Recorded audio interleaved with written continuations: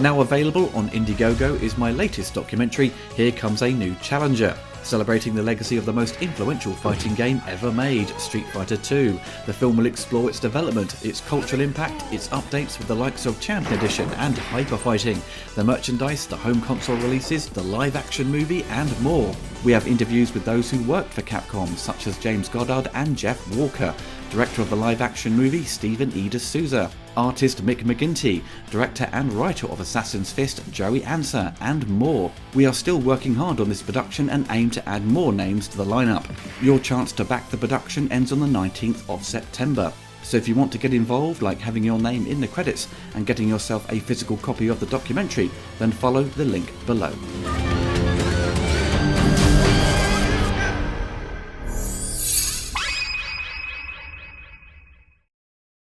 Hi everyone, it's Oliver here, and I'm back with Audie Surley for some more Street Fighter.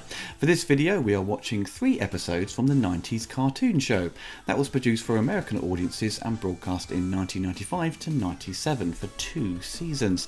These episodes are all on YouTube. Strangely, I never saw this show growing up.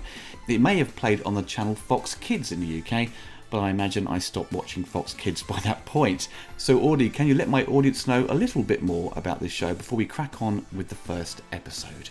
Yeah, so first of all, happy birthday. This is my gift to you.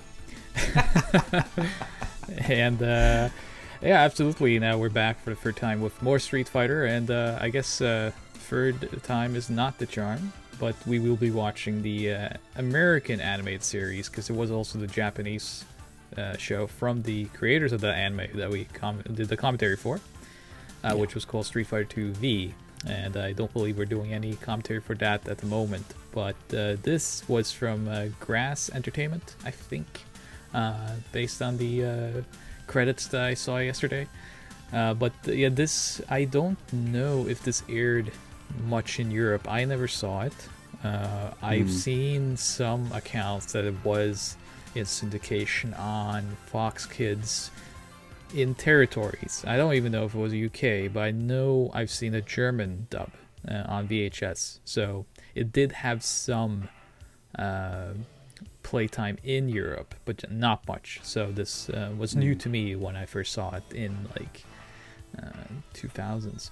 But this was a 2-season cartoon of I forget how many episodes. I think it's around 25 episodes in total. And Grass Entertainment was a company that did primarily licensed cartoons. They also did some work on like Conan the Barbarian, or Adventurer, I think it was called. I've never seen that cartoon either, but it would be interesting. I think they also did like that the Young Warriors of Conan. It was not very good. But they also did Darkstalkers, which is equally as bad as this cartoon we're about to watch. And yeah, so they were just doing all these licensed medias. And of course, after the success of the feature film, there was a lot of interest in doing things with the Street Fighter property. And I think we'll talk a little bit about just the many issues of this cartoon, but also I think some of these stranger things surrounding it, because I consider this to be kind of part of the last era of the Saturday morning cartoons. I don't know how you feel about that. But as we had kind of moved on from the TMNTs, Transformers, and Masters of the Universe, this to me feels like that very last stretch of getting these children's cartoons that primarily were for toys, like extended toy commercials. But this is at the very end, and not too well remembered. Even if you were a Street Fighter fan, I don't think most Street Fighter fans have watched much of this or really remember it, because it was only 2 seasons, and from what I can tell, those seasons were not aired in order even, so it was just kind of all over the place. Oh wow, okay, that's interesting. Right, okay, well let's crack on with the first episode. Now, because I mentioned earlier, I'd not watched this growing up, and I kind of discovered it through YouTube years later. And most cartoons always have a fantastic intro, especially like the 80s and early 90s, Yeah. with the likes of Thundercats, Visionaries, Mask, whatever. But Street Fighter, it doesn't quite live up to that sort of that usual formula of blowing people away with the intro, and then the animation would thusly kind of be a bit subpar. Where I suppose this intro isn't lying to you. It's kind of like it's basically indicating what the animation is going to be like in the show. So when I saw Thundercats as a kid, the animation of the show doesn't live up to the intro. That's all the positive thing I can only say about this, because the rest of it is just, it's so funny, it's so over the top. This is, so, because, most of the classic Saturday morning cartoons were co-productions with Japanese or Korean studios. And this is kind of, for the most part, all American. There are some studios from Canada, and I think there's one episode with, I saw some staff from Korea, so there are some animation houses from overseas working on this, but it has a notably low budget. There's very few frames of animation. There's tons of issues with perspective. I don't know if you saw it, but like all over the place. They're just people who are much larger than the other, but they shouldn't be. There's people that are in the forefront of the camera, but are smaller than the ones in the background. It's just all perspective is just all over the place. But yeah, that intro. The only thing I will say about it is that they actually used the World Warriors theme song from the actual video game. They do use it throughout the show as well. But it feels very G.I. Joe, which is something we discussed in the feature film commentary, is that, the live action is kind of like a G.I. Joe movie. It's actually better than the G.I. Joe movies that came out not too long ago. And I think so, because it's got Van Damme. But also, as we had recently discussed a live action film, this TV show's cartoon series does kind of loosely follow the events after the movie, and obviously because it's got the logo at the beginning using the same kind of font as the movie version. Yeah, and there are plot points in the show. I mean, saying plot in regards to this is just kind of comical, because this is as loose of a plot that you can get in all these episodes. But there are certain character traits that are taken from the movie, and we actually heard one already where Guile kind of alludes to the fact that he used to be in the AN, but now he has become something of like I guess he just leads these world warriors, as they are called, to fight evil. So I don't know why he would be able to do that better outside of an organized army, and then just have people in their pajamas. I suppose it's to sort of play on the idea of like the old cartoons like Mask, where they would they were like secret agents essentially with this kind of technology to use, and they were called, like, I suppose in relation to like things like Thunderbirds, where they were sort of called forth to sort of save the day in this kind of superhero kind of type so team. it is the good team versus the bad, and that's what's kind of interesting about this whole production as this plot exposition is going on. I mean, this is built very much like a cartoon from, I'd say, like 1988, something around there, with the ideas of action figures, vehicles, and this kind of merchandising, but it never got it. There's really very little to no merchandising around this cartoon, which I think is really... Because Bison has a vehicle later on in one episode where it's like a toy. So you think, okay, there must be a toy then, But these little images here we see with showing off the characters. I think this does show Ryu and Ken, and it's basically the designs of the Super Street Fighter 2 artwork. Yes. They've kind of incorporated there. Which is interesting, because that's from the anime. So... Yeah. Which the film obviously didn't take any inspiration from. So this is trying to kind of mix some inspirations. And Ryu and Ken are closer to their game selves in appearance throughout this series, but their behavior, I think... what should we say about it? It's kind of... It's a sort of... Yeah, bumbling. Also, a kind of sort of buddy cop kind of characters Yes. where and it's also, it does hint at their sort of past in one episode, which kind of links it to the movie again.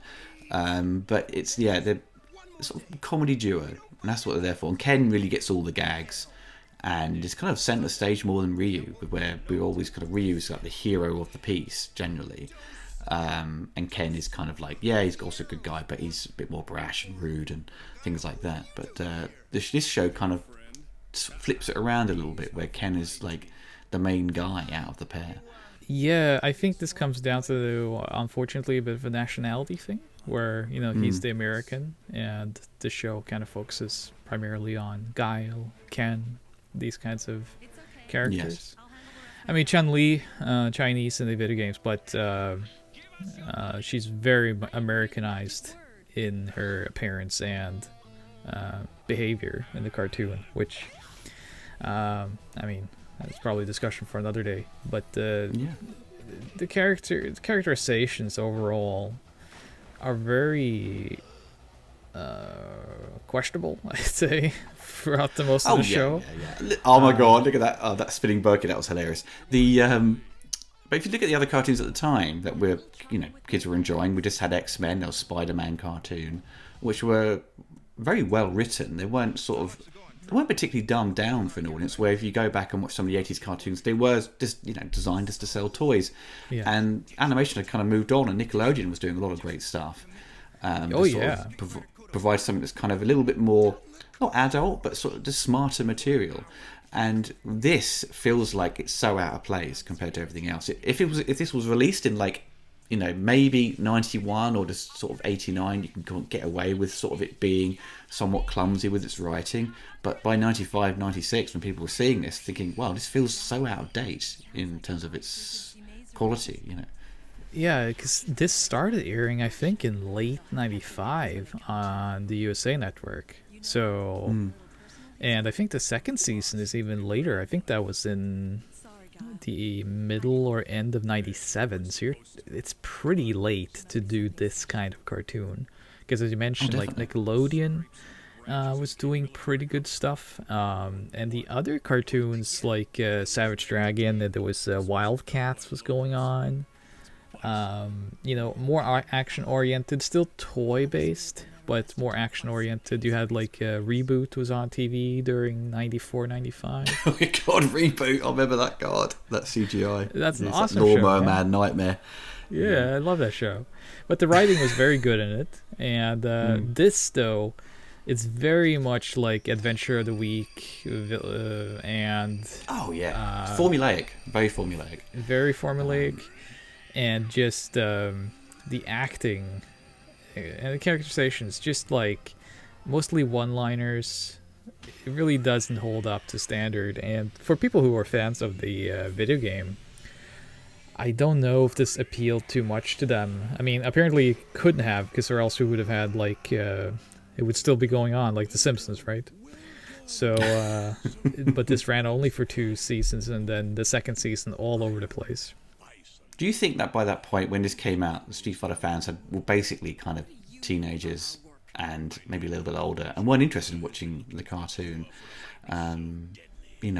Perhaps. I mean, maybe it's just this point, the sort of Street Fighter popularity, or it's kind of the franchise itself had kind of taken a nosedive a little bit, and a cartoon just wasn't going to pick things up for them, perhaps.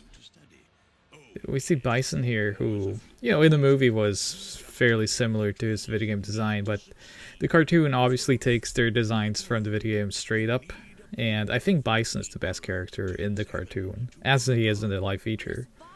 He's just so delightfully evil. He's like Skeletor. Oh, yeah. So I kind of enjoy every scene with Bison. He just takes such delight in being a bastard.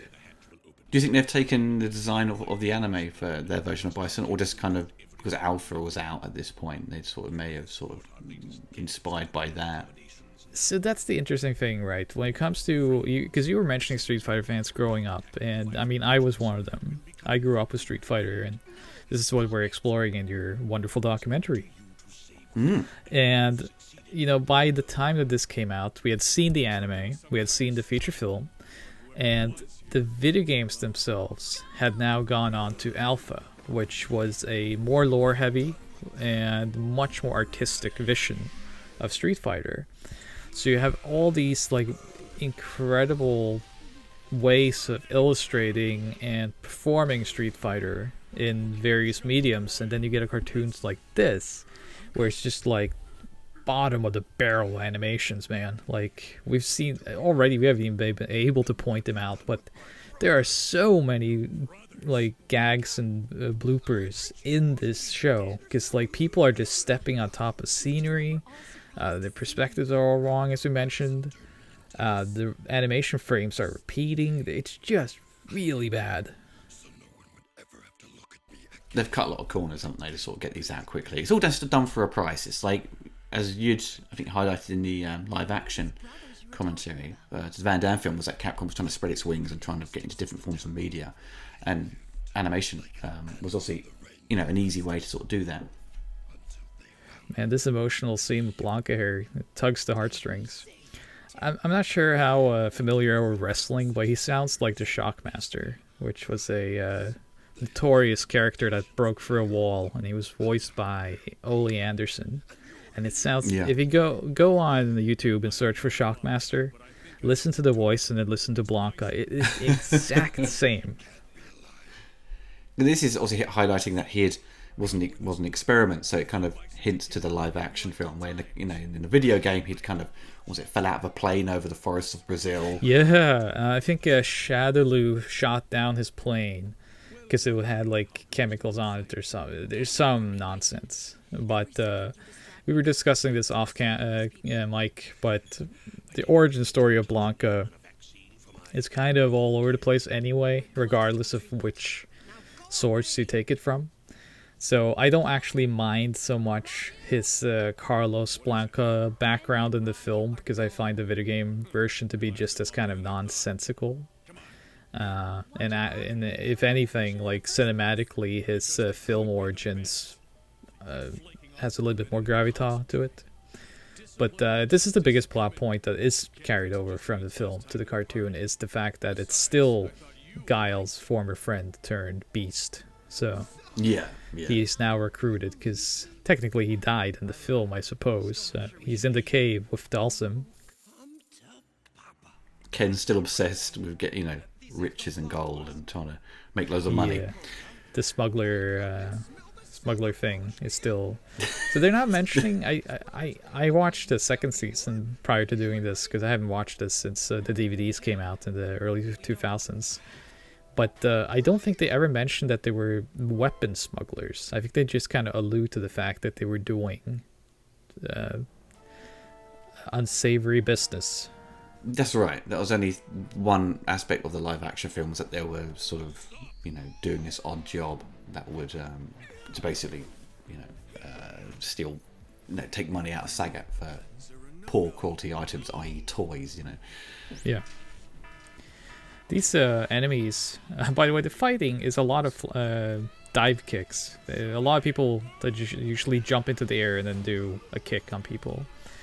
But these bad guys, I think, take some inspiration from the anime again, because they have these eye patches, I guess, or these mechanical eyes. And it reminds me a bit of that cyborg from the anime. So I think that is kind of taken from the anime as well. Just they didn't quite get what was going on, so it's kind of like a confused I just love that bit there where she kicked the door in. It's like barely any animation, and then these people inside just stood there just blank. What's going on? Yeah, they just stare at her. It's like, come on, let's go, and they just kind of casually walk out. So it's very little immediacy in this show. It's just like all actions are done at the blistering 5 miles per hour. That's how his first aid explode. What's in that first aid, Oh, man. Oh, because he's using some of his psychic energy. So this is all from the anime. So this is this is another difference from the feature film, is that they actually use their special moves all the time in the cartoon. Man, they can't stop using them. Guile basically uses like Sonic Boom to cook up his dinner. So He just like casually throws them out. Yeah, Sonic just boom. like- Have a sonic boom. He's like, Sonic boom for you. You know? yeah, they all get a sonic boom. It's everyone's birthday. By the way, these depictions here, oof, some rough designs. Native. What did you just smash there? Was it just I like have orange no juice in idea. there? Like a man. disco cube with a timer on it. I think it was a bomb or something, but wouldn't that explode by him destroying it by hand? Logic also- just goes thrown out the window with this show, isn't it? I don't know you anymore. Why are you here? I can't tell you, but I want to. Oh, well. Doesn't he give him like? I want to, but I can't. You can't just tell her like I'm here to save the world, basically. But Right at the beginning, when he talks to his superior or whatever, he gives him that. It's got an SF logo on it, right? Basically, Yes. obviously Street Fighter, but it looked like a wallet. So everyone sort of joined the Street Fighter team. They get like a wallet, and you get a like, I free don't leather know, wallet. It's not a real wallet. like a badge. It's like a, Yeah. Oh, I love that scene though. Bison!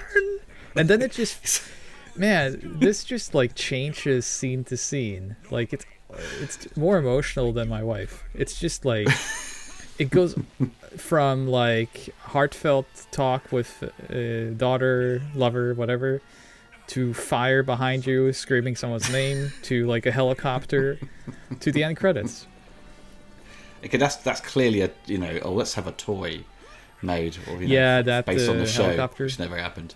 How did This he is get like on it, by so, the way? like- We didn't see him Yeah. actually jump and grab it. No, I think it's just a subtle animation of him grabbing something. I believe. Just look at the consistency or lack of consistency, by the way, between like every frame here. The size of Guile, size of Bison, Bison's face different. Yeah. It's just all over the place. And man, do you realize just how short these episodes are when you watch them like this? Because, when you watch them on TV, they have what I would assume is like 5 commercial breaks. And it's like, 30 to 40 minutes. Whereas these are like that would have been a nightmare. 15 to 20 minutes at best. Oh yeah. Why is he frothing so much for the mouth? By Why is Ryu such a pussy in this? He's really useless, isn't he?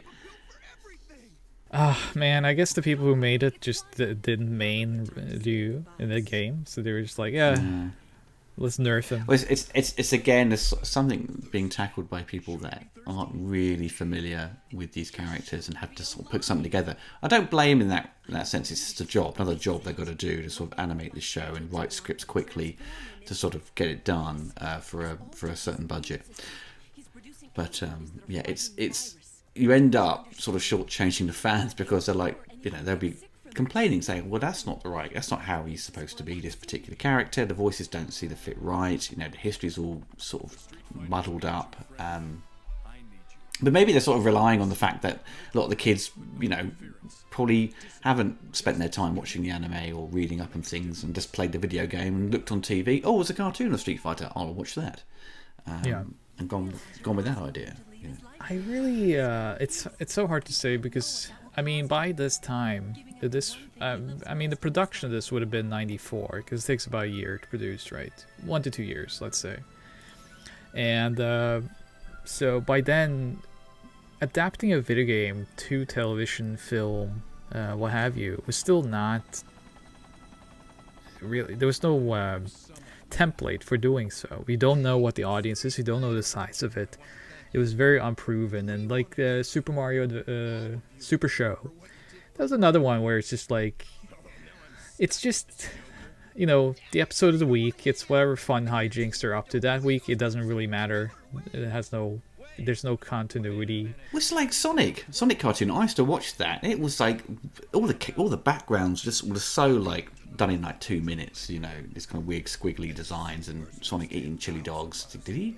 I don't remember me eating chili dogs in the game, and I just found it really baffling. But I kind of watched it. I just kind of, because nothing else was on. Just in the UK, you got 4 channels at the time. So channel 4, Sonic was on. Well, I was watch Sonic then. Yeah, I mean, Sonic was, again, those characters, Mario, Sonic, they're so simple. So you can kind of do whatever you want with them as long as as long as it's funny, as long as they have a bit of humor, a little bit of education in it. You got to teach the kids something other than eating chili dogs. Whereas the characters in Sorry, I love the red background here. It's like you're looking into like a virtual boy. It's like, yeah, right. There was a planned Street Fighter on Virtual Boy which never released, and then someone actually did a Street Fighter conversion and released it on Virtual Boy. Wow. Which I actually played last year in Germany, or 2 years ago. Did it give you a migraine playing it? No, I finished it with Liu, and it was very well done. Wow, I'll have to see that. Must be a video on YouTube somewhere. Yeah. There's a ROM. You can actually download and play it for yourself, emulate it. Wow. So, yeah. Fantastic. Right. Okay. Well, so that was the first episode of the season. Now we're not going to go to episode 2 or 3. We're actually going to already selected 2 other episodes, which are probably the best. You would say? I'd say that these. So what we watch now is the very first episode of the show. It kind of sets up. Let's just do a little summary of what we just saw, because I think we need to let people swallow this. But it sets up primarily most of the characters of the original World Warriors. There are a few that pop up in season 1 that we didn't see yet. Of course, the bosses do show up. We only saw Bison in this episode. But it kind of follows that structure. And then now we're jumping to season 2. And if I'm correct, I think Alpha 2 had released by season 2's release. And season 2 is produced somewhat differently. It introduces a lot more characters from overall the new challengers and some alpha.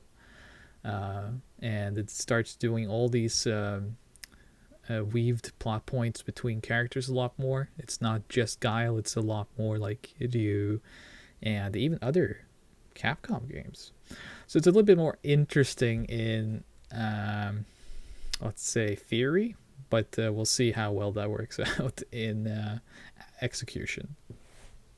So this next episode features Akuma and Ryu and Ken's master. Is it Gouken or Gouken? Gouken, yeah. Gouken, yeah. And Gorky would be Akuma in Japan. So, but obviously they use the American names in this show. So you look at the intro here again, and I mean the animation throughout the intro is of a slightly higher caliber. Guile's running very fast. Yes, he's running past the car. I like the fact that Chun-Li is breaking a car with her kick, because that is actually reminiscent of the video game. The bonus stage, you do kick and punch a car into pieces. That's right, yeah. Not a tank, though, but I guess they just had to up the ante for the television. I love how there's one bit where you see T-Hawk flying. I was like, oh, okay. Yes. He can fly now. Well, he technically can sort of fly. He swoop dives, doesn't he? In the game. He does the dive. The hawk dive. So I love the bit there where Guile scratched his head. He's got head lice there. Oh god. Yeah, why doesn't he have the comb? Yeah, he should have brushed his hair. Oh, yeah, man. They never get that right. They don't do that in the feature film either. At the end of the film, Van Damme should just get the comb out and fix up his hair. So in the comics, the Street Fighter comics that made their way over to the States and the UK, had their master in it, which is obviously clearly designed on the animations designed on his look. And Akuma sort of turns up, and now Akuma's voice is it's very questionable, I think, in this. It doesn't fit him at all. Along every other voice. Brother. I don't know if Cam Clark voiced any character in Street Fighter. I don't know many of the actors in the show, but it feels like Cam Clark should have at least done like Ken or Liu. Cam Clark, of course, being Leonardo from TMNT, the original TMNT. And many others. I mean, what a legendary voice actor. But I didn't hear his voice. I was kind of waiting for him to show up, because he shows up in everything. But I don't think he's in Street Fighter, unfortunately. I don't know why Akuma would have like this very Americanized voice, but Gouken has like a very heavy Japanese It was supposed to be his accent. brother, isn't it? Yeah. And it's just like, This one, I okay. guess Akuma spent more time overseas. This is just those painting portraits, by the way, of Ryu and Ken. Why does he have those? Don't know. Did For he lonely paint them? times at night, I suppose. I don't know. Akuma's design, though, I will say, fairly effective. It's not that bad. I wonder how Joey Ansa feels about it, though, because Joey Ansa is a very good live-action Akuma. Oh yeah, he's brilliant. It's really good. Very good, yeah. But the one here is not that bad.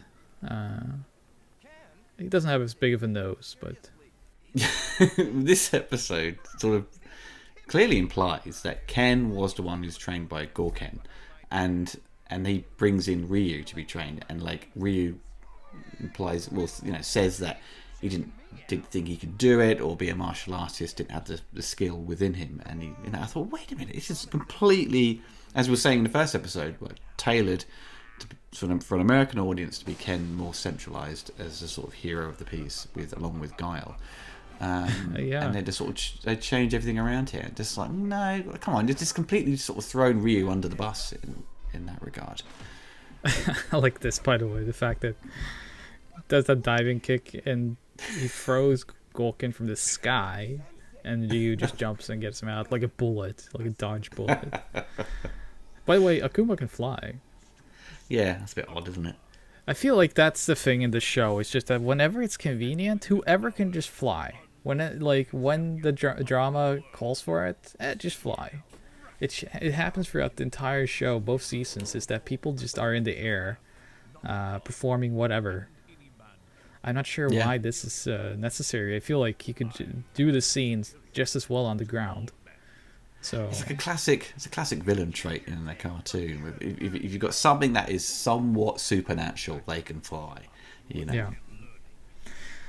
This season uses a different animation house. Well, there's several, and you can kind of tell by now it's not great still. There is still very much a budgetary issue where I think the characters look better though than the other one. Yeah, so in keyframes they look better because there's not much. As you can see here, there's very little animation, and that's when it looks okay. Whereas when it starts going into motion, fight scenes and whatnot, that's when it's noticeably cheaper. So, but the models, the cell models are different. Ken has a much darker hair tone, which I'm not really sure why. It just kind of doesn't look like Ken. He's supposed to be very light blonde. And then Ryu is the same. But yeah, overall the characters look okay-ish throughout the season. I love that Gouken's got some potatoes around his neck. Yeah, they all do. So it's kind of interesting that they're trying to do this because at this time, so Gouken, we can talk a little bit about him because the trainer, the master of Ryu and Ken, was never defined in the original video games. It was just kind of like a loose. There are the manga adaptation, which has, I think, an image of him, but the games themselves, it was just kind of. I don't think it really mattered at the time who he was. It was just their master. But there was a fascination about it because of, in the video games, of course, there was the mistranslation of Shenlong, which, that's right. Dragon Fist. And then you must defeat Shenlong.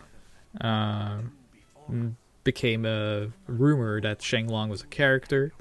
And then that got applied to the fact that, that's the master of Ryu and Ken, is Shenlong. And there was a lot of hoax at the time. Yeah, it was video game magazines, wasn't it? Like EGM and things like that were sort of playing. They did a big hoax about it, that you can unlock him. EGM would do that yearly, by the way, where they would just do these hoax. It's like CVG did the same thing. It's like trying to cheat to make Lara Croft naked in the first game. Everyone bloody tried it, and it didn't work because it was an April Fool's gag. I remember when Tomb Raider 2 came out on PlayStation. I forget which magazine it was, but it was one of them that had a code where you had to go to Lara's bedroom. You had to put that Spice Girls song on the stereo, like in your living room, basically. What was the original song called from them, the first hit from Spice Girls. If you want to be my lover. Yeah, Oh, exactly. Yeah, What's that. the name of that song? I can't remember. I tried to blank out Spice Girls. Okay. It's a national treasure for you. But you had to put that on and jump to the beat, and that was apparently going to undress Laura. And I remember So at the time, stupid, isn't it? I was like, by that time I would have been 12, 13. I would have been in ripe age for doing that. And I remember reading that and just like, this is so stupid. Whoever could fall for this? The next like hour, I come back and my big brother, who was older than me, actually tried it. And I was like, why are you doing this? It's like, well, it says in this magazine, it's a code. And I was like, you're supposed to be older than me. I have to put you in a home soon. It's from April as well. Yeah. You always forget. You get fooled I think every it was year. just, man, the first, just like, hey, Lara was a big thing. Let's not judge. Made us do many silly things, or at least him. I had better brains, but yeah. So Shenlong, and I think from that fascination from U.S. fans primarily, they kind of had to start introducing the character of Gouken into the actual lore. And Well, yeah, it was like he appears in one of the endings, doesn't he? In Alpha 1 Yes. or 2. Alpha 2. Alpha 2. He appears, and that's kind of where his official design starts then, which this right. version isn't too far from it, I'd say. No, it's not, no. A little bit younger, but that's fine. And Street Fighter 4, he shows up as an actual playable character, so he's fully integrated in the lore. But this is a very early attempt. This is one of the first to kind of bring him in this heavy fashion. I find that was the interesting thing about this episode, was just the focus on Ryu and Ken, and the fact that it's not super far from the video game. It's not a good episode because it's mostly these flashbacks, which aren't particularly interesting. But it's as close to the video game as you kind of get with this show. Whereas this scene, by the way, is kind of straight out of the anime. It is, but with like an animation budget of like 50p. Yeah, right. It's like no effort at all. They did it, so why can't we? And it's like, this is why. But it's basically, you look at Ken and he has that super long hair with the ponytail, which, was introduced in the anime and then adapted to Alpha. Because Alpha was a product of the success of the anime, and it pivoted towards that style. So the anime had such a huge influence on the direction that Street Fighter the video games would take. And then this, I don't think, had any influence on Street Fighter whatsoever. God no, I think probably Capcom probably would like to forget about it, really. Yeah, mentioning Joey Ansa though, it does make me wonder, because when I look at this Gouken and then I look at Assassin's Fist, which, by the way, if you haven't seen that, it's a fantastic show. But Gouken here looks very similar to the Gouken that they developed for Assassin's Fist. Mm-hmm. Yeah. With the black beard. I'll have to because I did talk about Assassin's Fist with Joey for a quite extensive period as well, doing the interview. So I'll have to drop him a message on WhatsApp and find out if he'd kind of watched the show, because I don't recall him mentioning this show. Maybe just out of embarrassment if he had used. I don't know. So you should just be like, hey, we need to do a follow-up interview because we need to discuss the animated series. It's like, oh. And I'm sure he'd just be like, oh man, so you figured it out. We took it all from there. I've never played any video games. I just watched that show. I just kind of liked it. This is like the only time that you kind of get to see you actually perform fairly well. See Hadouken, by the way. Oh, my arm! It's like Ryu's like losing his chi or something. Compare that to the anime, right? So we saw very few Hadoukens in the anime. When those hit, their entire clothes get shredded and the match ends. It's like this really powerful, impressive power. Here it just hurts his arm. Even the comic book, I mean, the first issue of the sort of manga comic, Ryu does his fireball, but he has to finish off Balrog. It really basically defeat him. So they kind of utilize, even in the comics, they utilize a special move as a sort of finishing blow. Yeah. It's somewhat interesting because they make the feud here between Ken and Akumo Is much more. Akumo floating, or is he just kind of the perspective of? Oh man, I think it's both. He's trapped him in like a It's plastic just whatever bag. it needs to be. I think he is floating actually, but It is a bit like in Superman 3 when he gets trapped in that sort of that big oh my god, you're right. sort of, what was it? Sort of plastic ball. He's got to try and break out of it, you know. Yeah. Oh man. These fights, by the way, are just like action figure fights. It's just like a kid just throwing an action figure in the air. I love Ryan's arm. My arm. He's just like, oh god. He's pulled a muscle, hasn't he? Got a bit of cramp.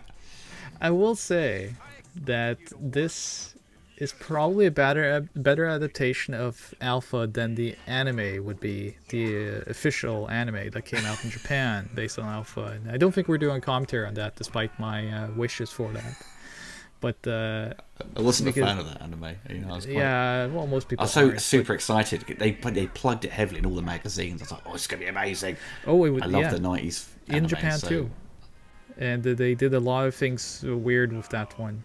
It kind of, what's interesting about the Alpha anime to me, and one reason I wanted to commentary on it, is just kind of, it does the opposite of what the original anime did, in so many ways, which I find somewhat interesting considering that it's based on the product that came from the anime. So it's this very strange cycle going on where, they're taking a lot of liberties with a property that was established from an anime.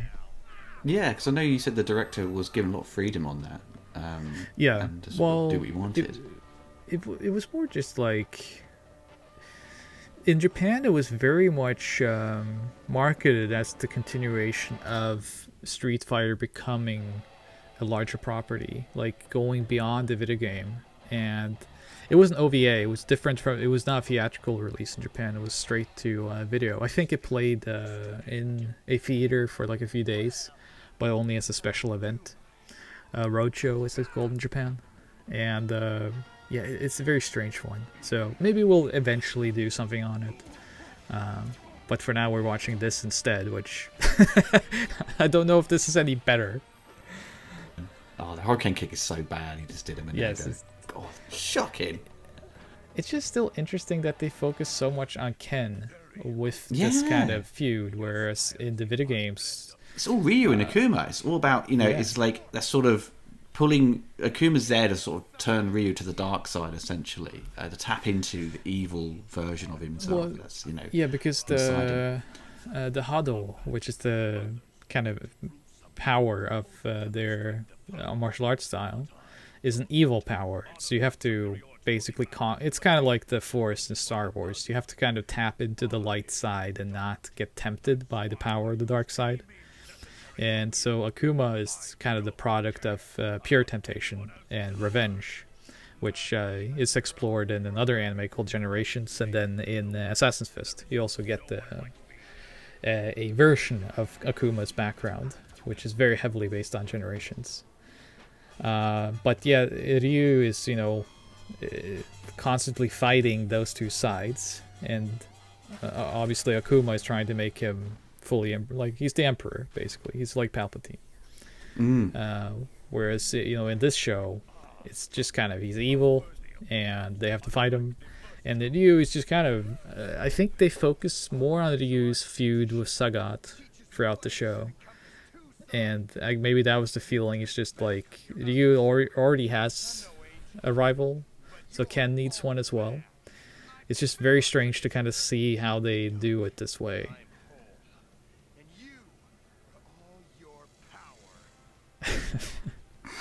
He froze mud on him.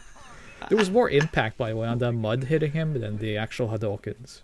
Oh, definitely. Yeah. I love it. This weird. They're dropping all these platforms earlier. Just like this. Just like yes, I seen in The Golden Child with Eddie Murphy trying to get to that, whatever it was, that scroll or something. That's another interesting thing, because this came out after the Japanese anime, I believe, and at the end of that, Akuma gets introduced. And he's on the same type of platform. So I wonder if they watched the anime and was like, well, that's what Akuma does. He stands on top of like these stone pillars. Because it's very similar, and it's the only imagery where I've seen it before.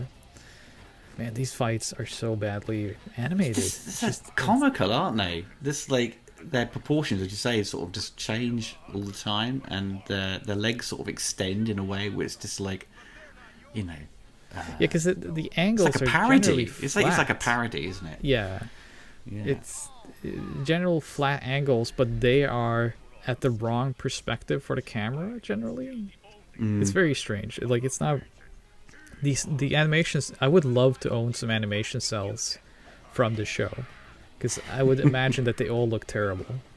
There's probably someone at a Comic-Con, you know, peddling these for like $500. You know, this guy. Well, it looks awful. Well, it's Street Fighter, isn't it, mate? Yeah, right. Oh, there's some ghosts coming out of him. What the hell? Insane. So I guess this is the. I was gonna say that. I mean, this is kind of the closest we get now to this. Kind of look like a bad smell and just escape from a Yes. coma. The stench of evil. Stench. Oh man, the funk. I like how they just wake up with like a hangover. Very heartfelt hug between master and student. Give me a hug, Ryu. It's like, let me smell you. So basically, this is just like a mud wrestling match between Ken and Akuma for most of the episode. It's the unsexiest mud wrestling match I've ever seen.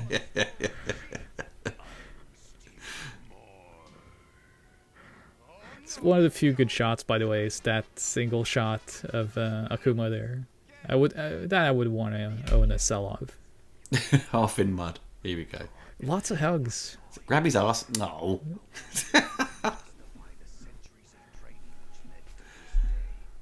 Oh dear. They have to sort of like in most shows, how things are often written. We have something kind of dramatic. They play it out with a bit of a joke, and they do it here where like Ken's, you know, his ego comes back into full swing. You know. Again, just like the mood swings of the show, because Why's the camera down so low? Look at the giants. What's going on? yeah, look at that. So that's an okay shot there too, by the way, of Ken. Of Ken, with the force yeah, behind yeah. him. Like, his shoulders have been wide, but that's fine. It's like Street Fighter 4 proportions. Feels like this episode has already like 4 endings, just like, you know, like lines of dialogue that just felt like it should have faded to black already.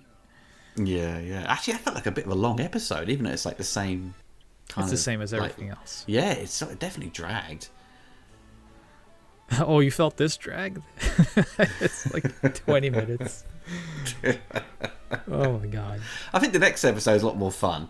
Definitely. That would be the most interesting one that we're gonna check out. But I was looking over the credits here, just kind of see if I saw any. So there's the Capcom staff, just producers, but that would only be basically a formality. I don't think they have much actual involvement.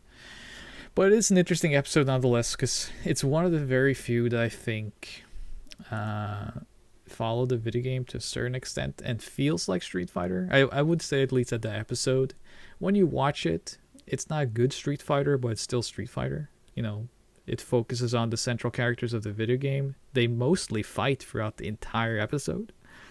Yeah, in a very clumsy fashion, though. Clumsy Also, fashion, but it's yeah. still, you know, they use their moves. You see the Hadouken, you see Tatsumaki. I don't think they don't say Hadouken, do they? They just they do the- actually.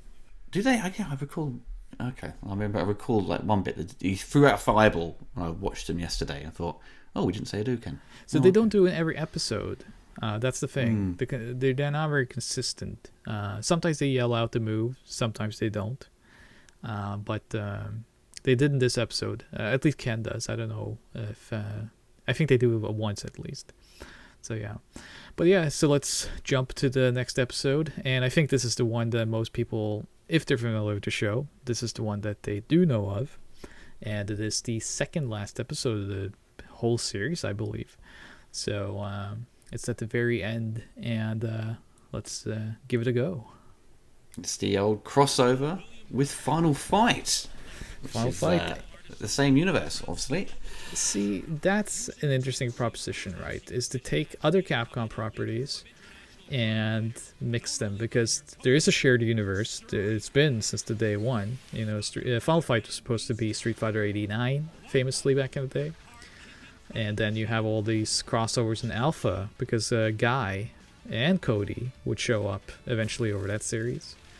So, but we haven't seen much in the way of like a true Final Fight Street Fighter crossover beyond Alpha and Street Fighter 4. No. So it's kind of interesting to see it here. Hagar was often relegated to the background. Unfortunately, Never threw him into the Alpha series, what I find bizarre. Because I suppose they may have thought, well, he's just too much like Zangief. So, but that's the fun. I mean, that rivalry has always been in guides and like supplementary stuff. Yeah. But I want to play against each other. Of course, there's Slam Masters, Muscle Bomber, the wrestling game where Hagar shows up. That's true. So, and then he shows up here. So, and it would have been interesting to see just like if they did more Capcom crossovers, because Darkstalkers was airing at this time, which is worse than this by miles. So maybe one day we'll do that. But this tries to appropriate the actual Final Fight video game, and there's issues, let's just say. But I think overall it is the best episode of the show, because it's fairly inspired. For the most part, I find the designs to be fine.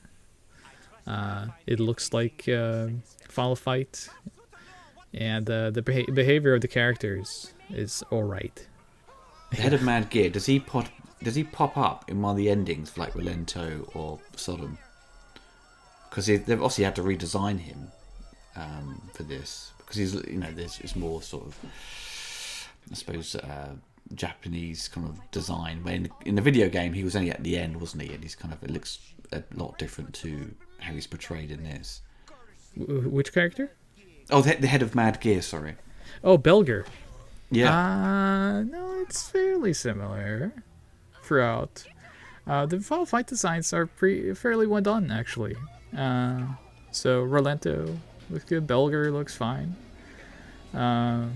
Jessica. I think the main problem throughout this episode is actually Cody, which we'll see fairly soon here. Oh God, the voice, the voice. It's the yeah.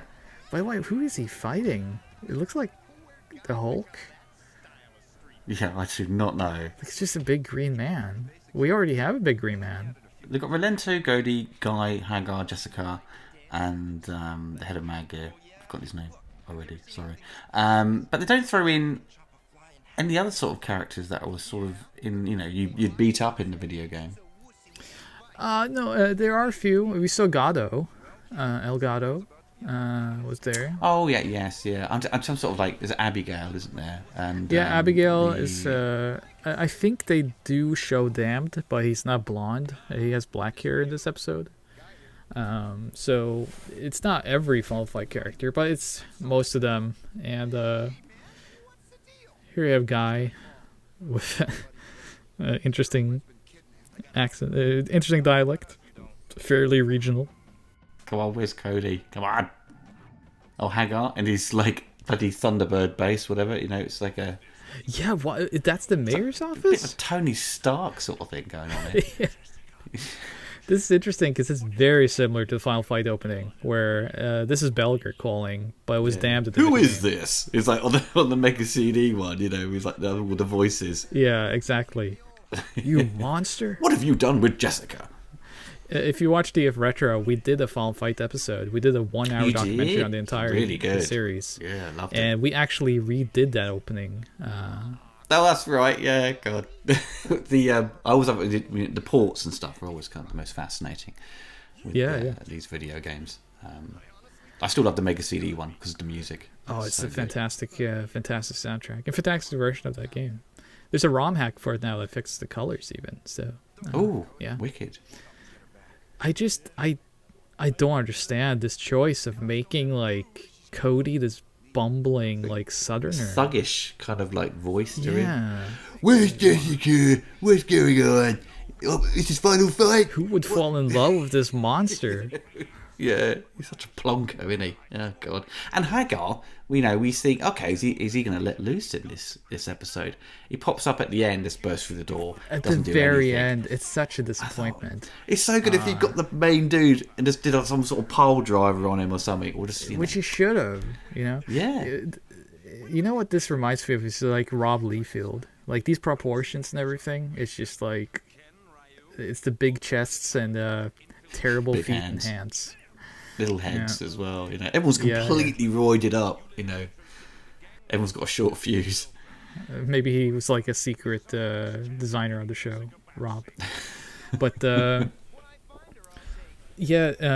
thing we didn't mention so far is that this actually aired when talking about crossovers. I mean, this is a crossover at Capcom. It would be interesting if they had done like Mega Man and other, because they had cartoons running. So, or other Street Fighter fighting properties, of course, Captain Commando and. Yeah, Captain N TV show had Mega Man in it, didn't it? Yes, that also had Mega Man. So, for the first season, I believe, or the comic book don't have him. There's something where he eventually exits the show. I got Simon Belmont, things like that, Yeah. On the USA Network, they had Mortal Kombat Defenders of the Mortal Kombat Defenders of the Realm, which was their Saturday morning cartoon. And there was also Savage Dragon at the same time, which was a comic book by Eric Larson. And they were doing that weird crossover with the Warrior King, with that orb that float. So it was a weird one because it was several episodes across all these shows. And it's the only time you have an official crossover between Mortal Kombat and Street Fighter, I suppose. Well, it's this orb that floats around, which has these powers, and characters from each individual universe wants it. So it crosses over between them. And that was in this season at some point. It's over by the time this episode airs. But it was such a funny scene earlier where the guy bursts into the train, the underground, and then the guy instantly goes, "Take my wallet!" He just gives it to him straight away. He just goes, "No," and just kicks him. And Ryu and Ken, come on, Ken now looks like Lion-O for some reason. Yeah, and, I like those costumes actually. I kind of wish, now with Street Fighter V and whatnot, you have all this DLC costume stuff. Oh man, I wish they would have done these. That would be great, wouldn't it? Because I think they're kind of cool. I have to say, they weirdly look like they're from King of Fighters now. They look they look like backup singers for Poison. They just true. But so does King of Fighters. Some of the characters on there. It does have a bit hair, of that. You're totally right. But here you have Saddam, or Katana. It's called here. It looks good. Good. I would say again, a good model. Very faithful. Rilento's too buff. Rilento's too buff, really. I don't know. He's always kind of. I always see him as a shorter person, wasn't he? That was it. Saddam? Not Sodom, like Rilento. Oh, Rilento. Yeah, he's supposed to be small and nimble, and kind of all over the place. So yeah, that's definitely not proportion-wise. Yeah, not so. No, they do call him Sodom. Huh. I was sure they called him Katana. But they do say Sodom. Because they changed that, if you remember, because his Japanese name is Sodom. Sodom. And in the Final Fight game, at least, they changed it to Katana. Was that just for the SNES version, though? The SNES version, that was SNES port, yeah. But here they call him Sodom again, which, I was actually not aware of that. That's kind of interesting. Because you would think that if anything was going to change these types of names, I don't even know why you changed it. I guess because sodomize. I think suppose. So. Yeah. But they kept it here, so I guess they didn't think that far. Yeah, so they infiltrate the Mad Gear. That's right, with their crazy outfits. It's like because obviously they don't know who Cody and Guy are. Well, they don't know who Ryu and Ken are, so there's no point throwing in Cody and Guy because they know who they are. So.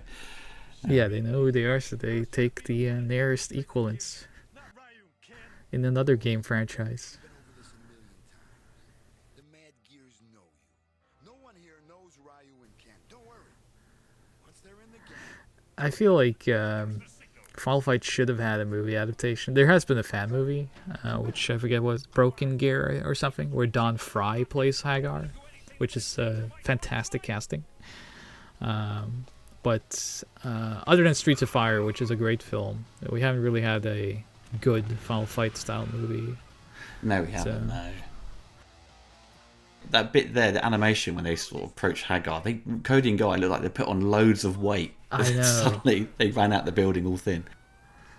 What kind of road is this? There's no lanes or anything. It's just gigantic pavements. Yeah, yeah. I think the mayor of the city needs to do some infrastructure. He's not doing a particularly good job. He spent all the money on his house. Yes, he'd have this, I guess, headquarters, mayor's headquarters. Big TV, telephone, you know. Yeah, he just FaceTimes with Belger all day. That's all he does. Just shouting abuse at each other, you know. They've kind of done this already twice now, where they just kind of, hey, I'm going to call you and tell you my demands and threats. And I'll call you later. Oh, man. Well, now that's comes out of the budget, city budget. Got to close down a children's hospital just to pay for that TV. So I think the designs of Mad Gear in general, they're not like all friends of the game, but they're punkish enough. It kind of works. Yeah, I think they kind of get away with it. It's not you know, laughably bad.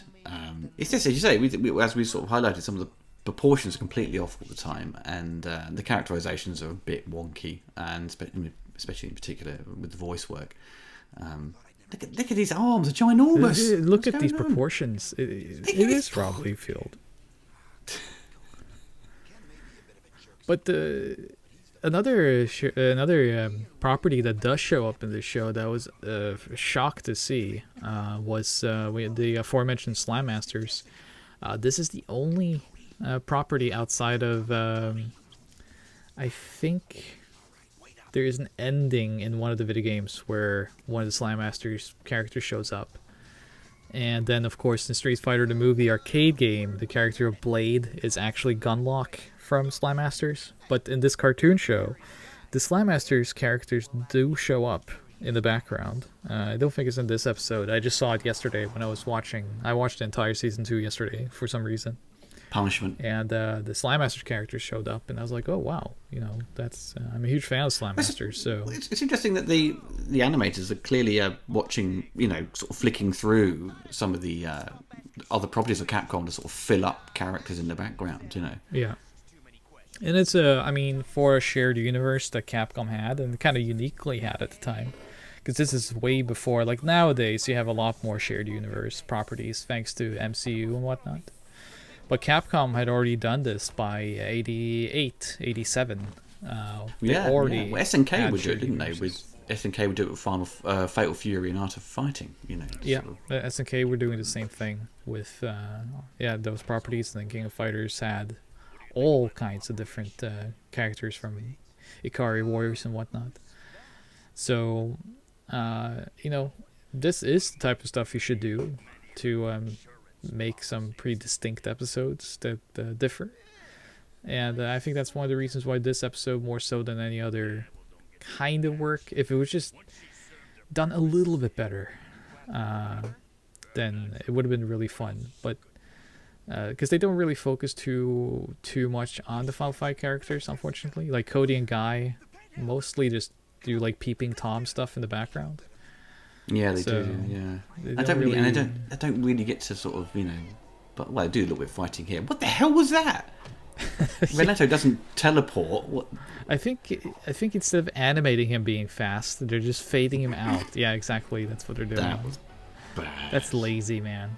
Yeah. Where's his grenades? Where's his like whip thing he's got? Like not like a whip, but sort of like it's a cable he fires out, doesn't he? Just sort of, he can strangle you. Right. Yeah. Yeah, because he does have the pool cue stick. Yeah. Oh, he does have the grenade. He does have a grenade. They're okay. Well, you request a grenade and you get it. It's your birthday. Oh, disappeared. That was a very awkward cut. Oh no. This really weird like execution of the action scenes because they don't really make any sense. Wow.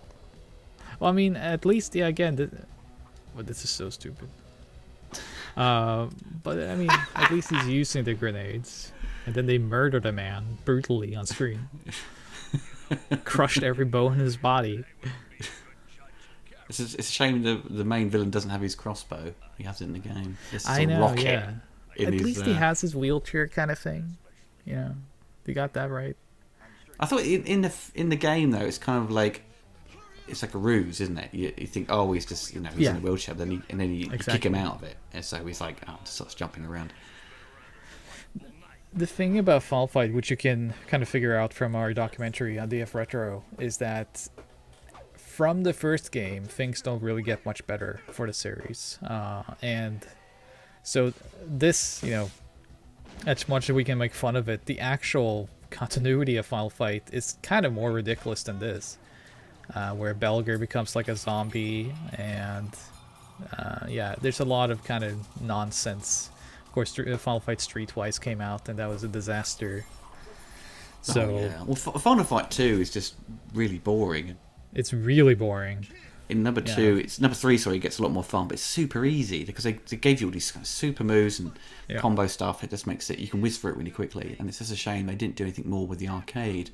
They just stuck to the Super Nintendo, and a lot of people I missed out on Final Fight 2, and I remember number 3 coming out for the SNES, and it was quite pricey, but it wasn't. Still is quite difficult to find, at the time. I don't recall many shops selling it. No, I mean, honestly, Final Fight was kind of eclipsed very quickly by, of course, Streets of Rage and other beat 'em ups. It was such a oversaturated genre, much like the 2D fighter, but that had so much longevity. But the beat 'em up kind of fell out of favor to the fighting games, and Final Fight never reinvented itself, which, Streets of Rage, even by Streets of Rage 2 and 3, was kind of doing a lot things different, like music from Yuzo Koshiro, which if you watch Oliver Harper's retrospectives, that is something you hear in most of your credits. So, I used some of the music actually from the game Superman. That was from the Genesis version. Yeah, that too. Yeah, that's right. Yeah, so it's interesting that Capcom had also oversaturated that market, or the scrolling beat 'em up, and decided not to continue with Final Fight, really, and in the arcade form. And it's a shame that sort of genre fell out of favour, because it's something everyone kind of missed for a long time. Then they brought it back, and a lot of the new games still don't quite have the sort of what made those classic ones really good. Streets of Rage 4, I think, is really good. I enjoyed that. that was fantastic. Streets of 4 is awesome. Yeah. There is that Dragon Crown. It's not too bad from Vanillaware. Double Dragon Neon was okay, but it was a bit. It's all right. Great music from Jake Hoffman. Definitely. There was Double Dragon 4, which was a disaster, both on Super Nintendo and on PC. So yeah, it's come back. Double Dragon 5. That was a stinker. That was just a one-on-one fighting game. Awful. Yeah, that was also based on a cartoon, Saturday morning cartoon. I watched that. It wasn't that bad, from what I remember. It was alright. Good theme song. Yeah, that was interesting show. But it's good. This episode, it finishes with the guy falling out of a building, just like which is the same as the game. Yeah. So these scenes are fairly well animated. These dialogue scenes here. I kind of like these shots, and then it gets bad as soon as they go in motion. Yeah.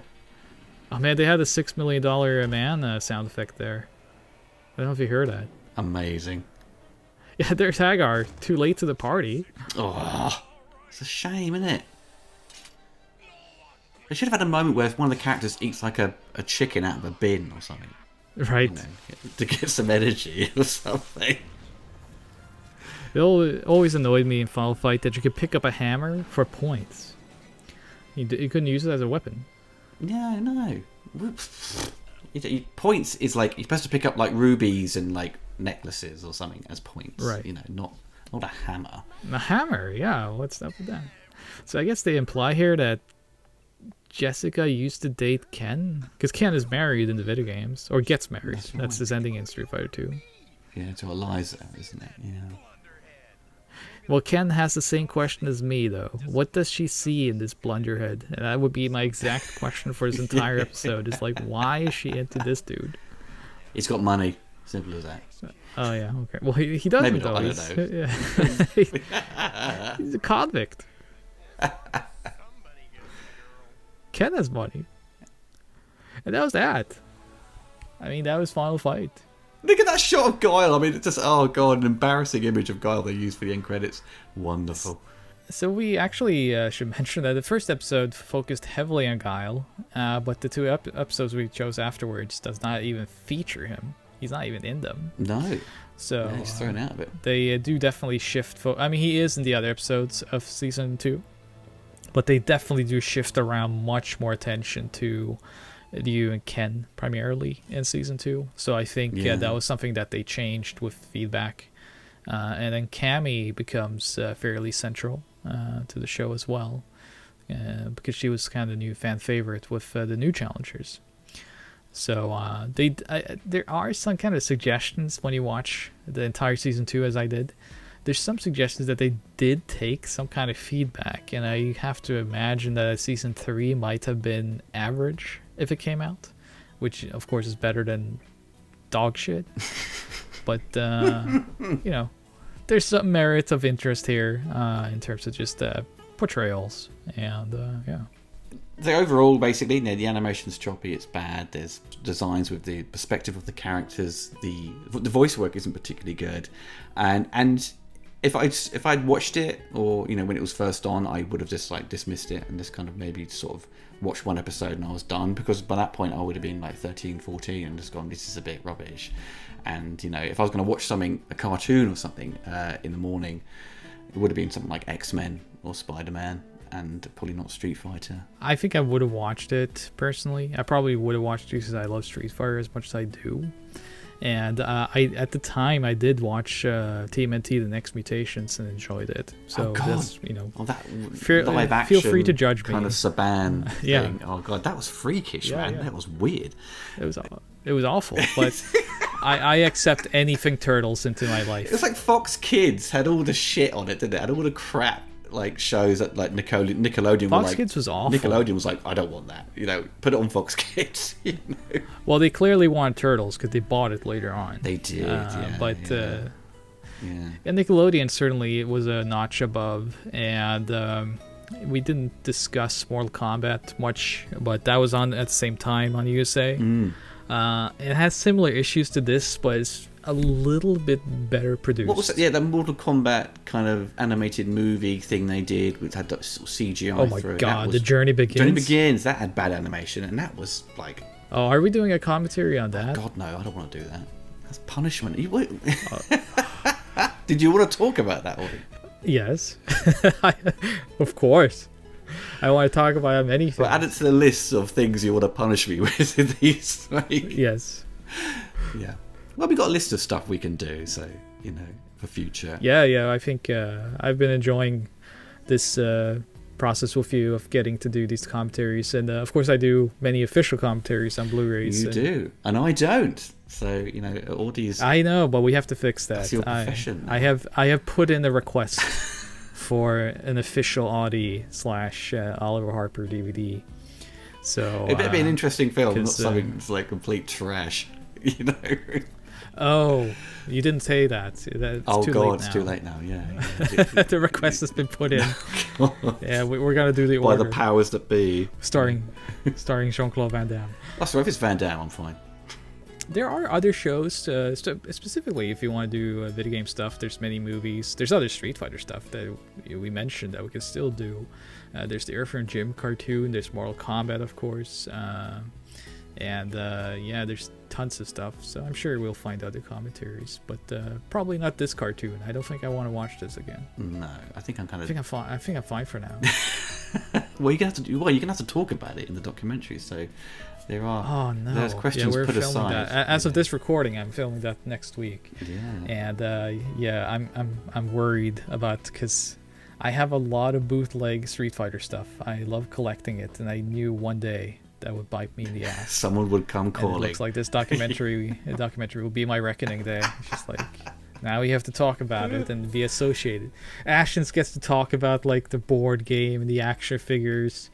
You got like Steven DeSouza talk about his fantastic film, and then you have me having to talk about my life and my decisions. Get lumped with the bad stuff. I'm sorry. Yeah, It's the all of fun it. stuff, though. That's the thing. The bad is always fun. Oh, you clearly haven't seen Techno Warriors. If you think that's fun, I got news for you. Well, everyone, I hope you enjoyed this little sort of commentary to these episodes of Street Fighter. As me and Audie have pointed out, we will be doing more stuff in the future. So hopefully some sort of more Van Damme stuff, which is always fun. Van Damme is always Oh, good. I would love to. So, Yeah, I did so many Van Dammes for 88 films. And there's so many I still want to do. So We can do things like Bloodsport, yeah. Kickboxer, films you haven't done. Man, Bloodsport has never had a definitive commentary, and I think it's our job. That's the one film, isn't to it? do so. The one film like Van Damme's done, like one he's most well known for. There is another. Is kind of Well, you've done it, but TMNT, the original TMNT from 1990, that still requires like 50 commentary tracks to just get across how fantastic that film is. it's one of the best live action movies of a turtle scene. It's one of the best films of all best- time, dude. Don't segment it to live action it's just one of the best films of all time. It's one of Joey Answer's best, one of his favorite movies as well. He's obsessed with that film. Oh, good. Yeah. I think that guy is. I never met him, but he seems like the most awesome guy. He is. Based on footage I've seen from your documentary and behind the scenes of Assassin's Fist. Yeah, very cool guy. And hearing this just solidifies it. But yeah, we'll see you all at the Drop Dead Fred commentary, people. Well, everyone, hope you enjoyed it. Me and Audie will be back with some more very soon. Take care and goodbye.